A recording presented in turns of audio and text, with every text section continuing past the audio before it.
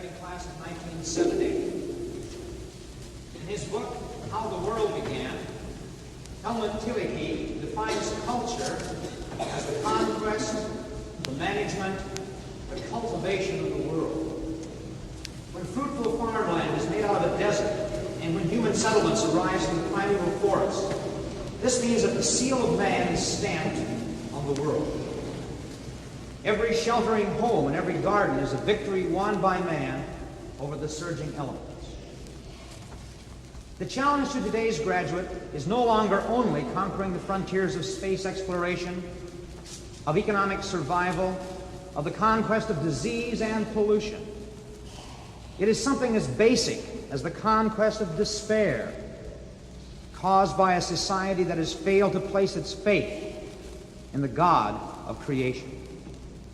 Despair is reflected everywhere, in art, in music, in the theater. One only has to turn as far as pop art, rock music, the theater of the absurd, to realize that man's contemporary aesthetic expressions reflect a pessimism and despair about today as well as the future.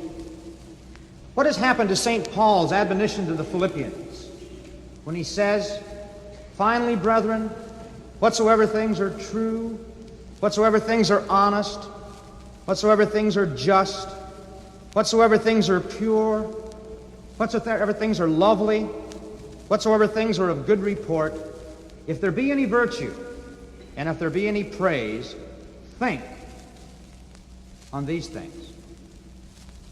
As you leave the cloisters of your undergraduate studies and take your place as leaders in society, you face a task greater than any of us who preceded you.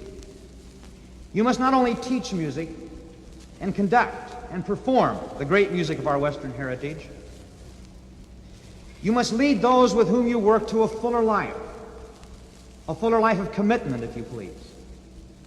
You must pay attention to culture.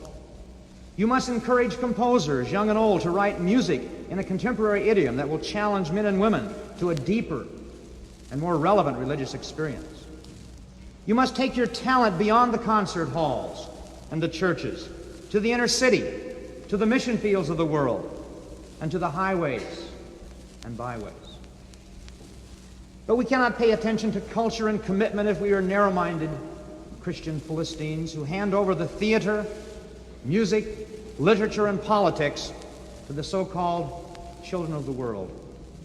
If we forfeit our God-given right to cultivate and to shape the world He has given us, then how can we express regret and concern that they make a cult of Eros or an atomic wishes Sabbath out of it? Is it the plot of history to turn out in such a way, asked Schleiermacher in another connection, that Christianity will go down with barbarism, but science and art with unbelief? God forbid.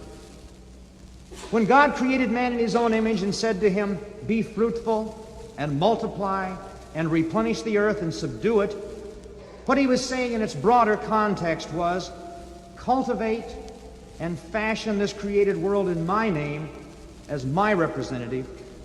Pursue the art of reading and writing, practice the arts and sciences as a service of God, and as you do so, remain sound and orderly and close to the source of all things. This is the opportunity, the significant challenge that faces the class of 1970.